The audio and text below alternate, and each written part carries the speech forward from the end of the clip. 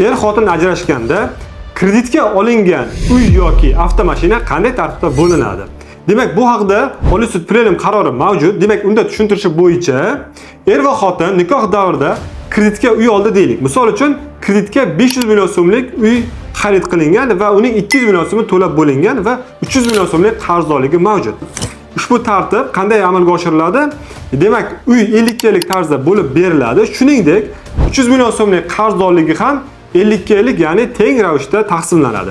Demak, holat mana shunday amalga oshiriladi.